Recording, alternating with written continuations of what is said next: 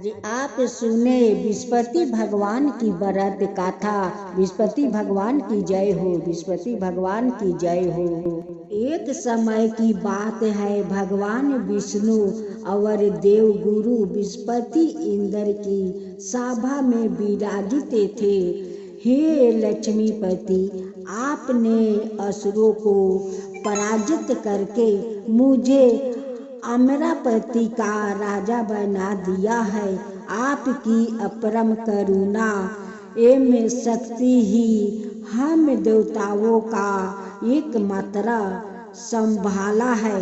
भगवान विष्णु के चले जाने के बाद इंद्र ने विस्पति से कहा, गुरुदेव, हमने असुरों को तो पराजित कर दिया है, लेकिन पास ही खड़े कुछ देवताओं की और संकेत करके इंद्र बोले, इन देवताओं को जरा देखिए, या अभी भी असुरों के शस्त्राघात से घायल है।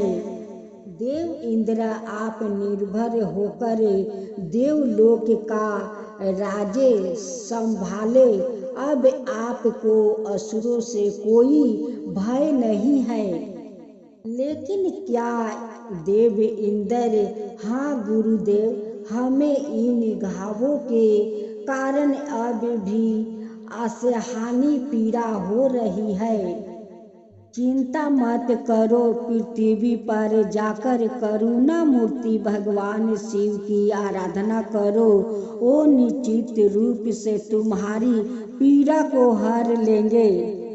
हमें पृथ्वी पर किस स्थान पर जाना होगा? तुम लोग तमिलनाडु में स्थित बैतीश्वर मंदिर जाओ। देवगण बैतीश्वर मंदिर गए और वहाँ उन सभी ने भगवान शिव की, जो जीव को जन्म मरण के पास से मुक्त कर देता है, पूजा अर्चना शुरू कर दी। हे कैलाशपति, हे विश्वनाथ, हे बैतीश्वर, हम पर कृपा करे और हमारी पीड़ा हर ले।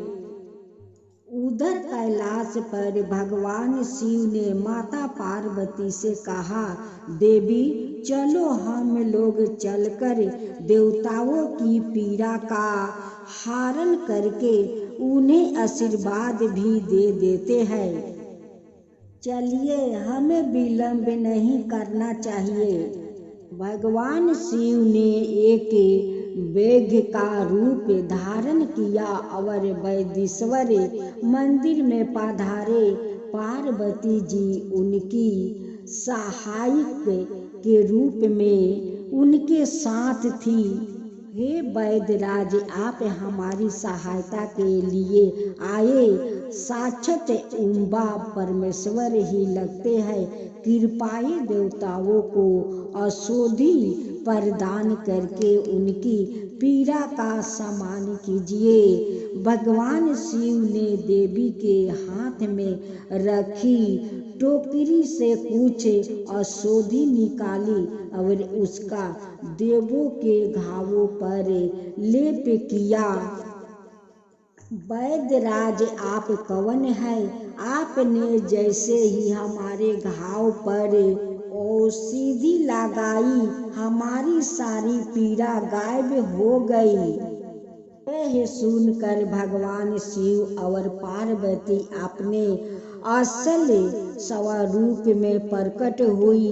प्रभु, आप कृपा करके यह मोतियों से भरा थाला स्वीकार करें।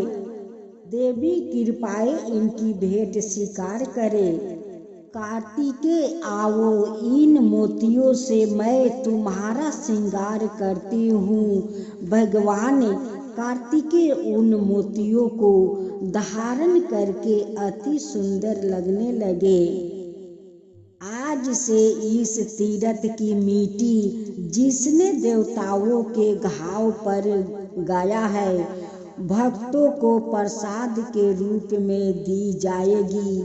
यह प्रसाद रोग हर्ता के रूप में खयाती तातत पछतात माँ पार्वती और भगवान शंकर नंदी पर आरूढ़ होकर कैलाश को चल दिया। कुमार स्वामी आप कृपाए यही रह कर भक्तों पर कृपा कीजिए।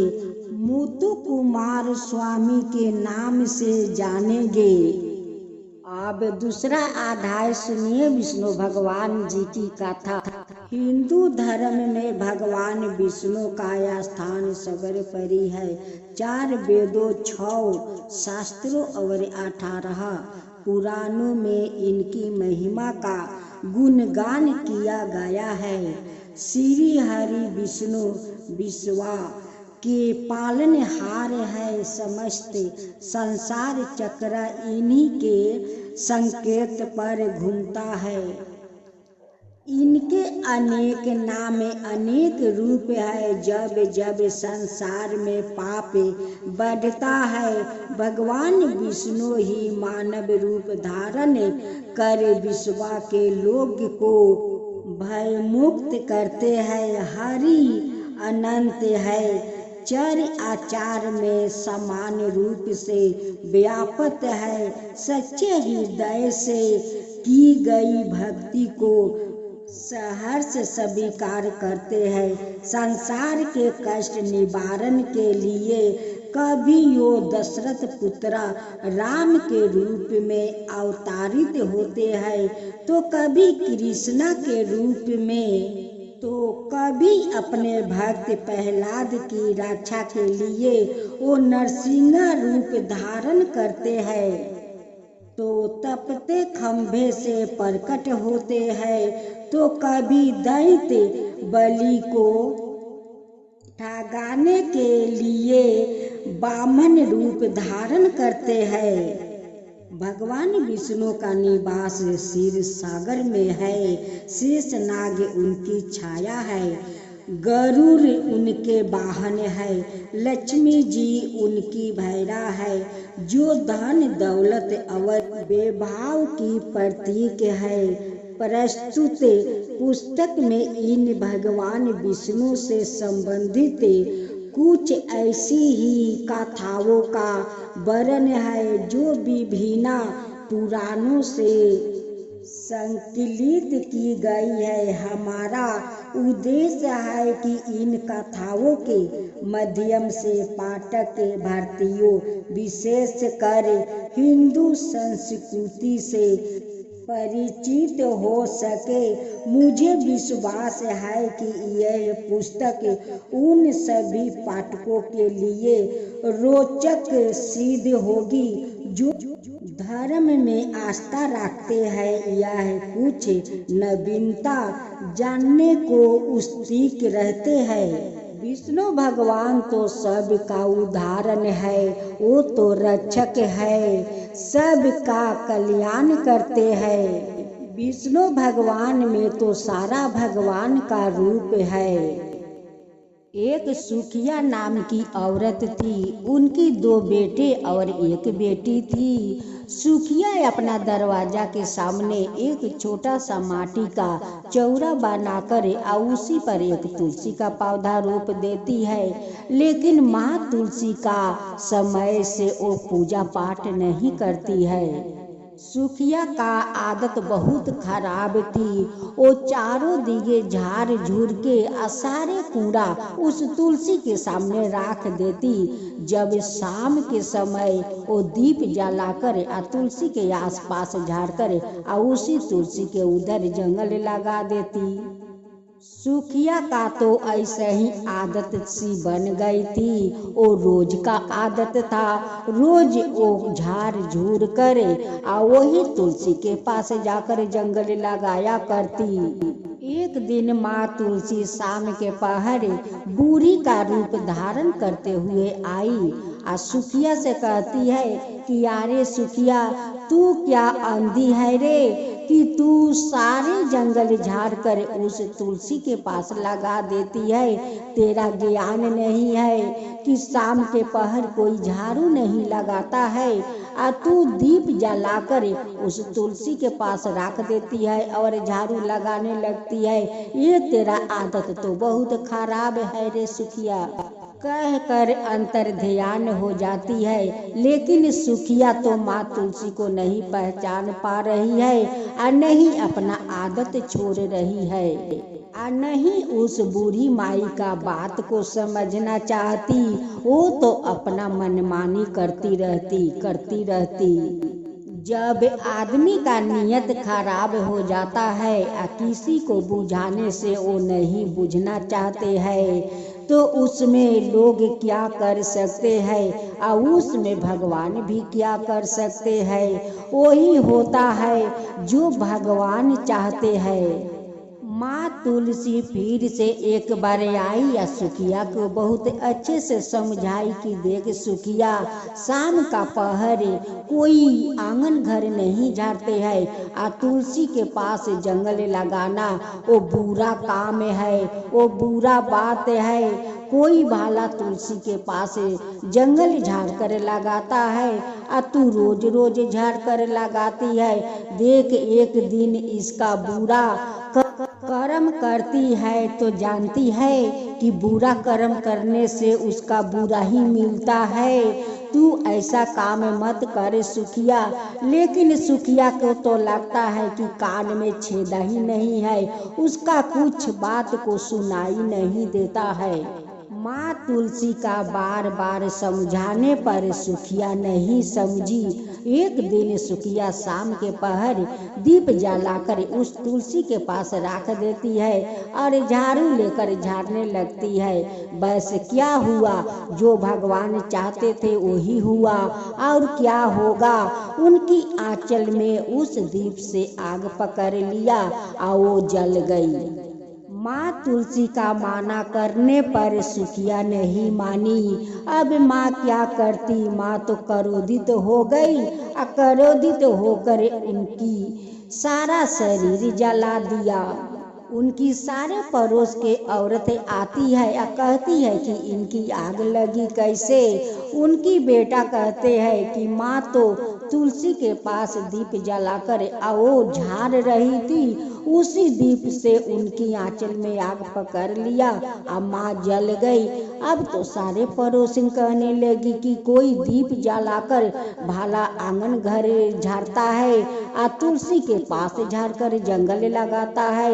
ये तो माँ तुलसी का प्रकोप है। वो क्रोधित होकर उन्हें जला दिया है। सारे पड़ोसिन ये बात को समझ गई, लेकिन सुखिया कभी नहीं समझ पाई। एक दिन माँ तुलसी उनकी बेटा का सपने में दर्शन देती है और कहती है कि तेरा माँ जो जली है वो तेरा माँ का भूल है।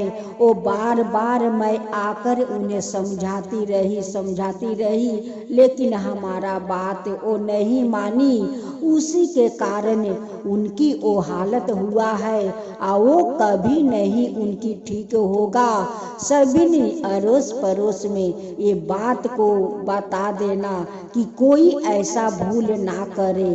अगर जो कोई अपना अंगने में माँ तुलसी को बैठा करे और उनकी अनादर करेगा, तुम्हारा माँ जैसे करेगा उन्हें भी ऐसे ही फल मिलेगा।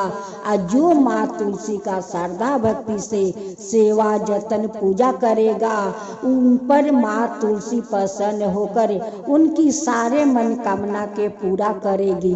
जब उनकी बेटा का अंगी टूटा तो वो अपना पत्नी से कहता है कि देखो ऐसे ऐसे माँ कर रही थी, उसकी फल स्वरूप माँ को मिला है, उनकी कारण से माँ जल गई है। माँ तुलसी का वो झाड़ू लगाती रही, माँ तुलसी आकर माना करती रही, लेकिन माँ नहीं मानी।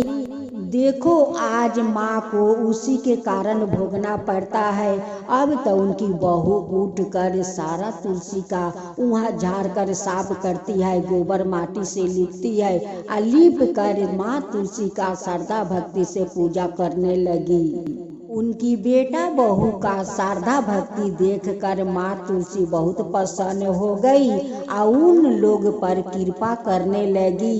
हे माँ तुलसी, जैसे आप उनकी बहू पर आप कृपा की वैसे सबका ऊपर कृपा करना। हे माँ तुलसी, जो आपका कथा कहे, जो सुने, जो हुंकार भरे, उन सब का ऊपर कृपा करना। हे माँ तुलसी, सबका ऊपर कृपा करना।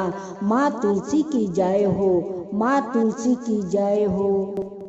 जय जय तुलसी माता, जय जय तुलसी माता, सब जग की सुखदाता वरदाता।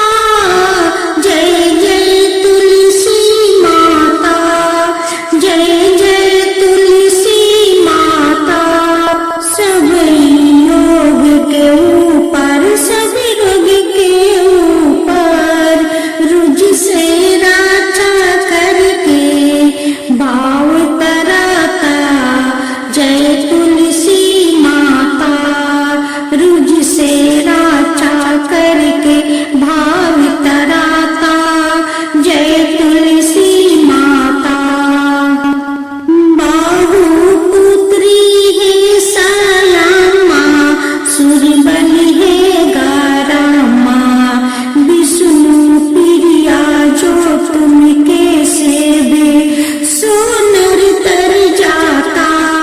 जय जय जय तुलसी माता, जय जय जय तुलसी माता। हरि कैसी सदी राजते, त्रिभुवन से वो बनती थी, पति थी जनों की तारानी, तुम्हें हो भी खाता। जय जय तुलसी माता, जय जय तुलसी माता। लेकर जन्म विजन में आई दिव्या भवन में, मानव लोगी तुम्हीं से सुख संतत पाता। मानव लोगी तुम्हीं से सुख संतत पाता। जय जय तुलसी माता, जय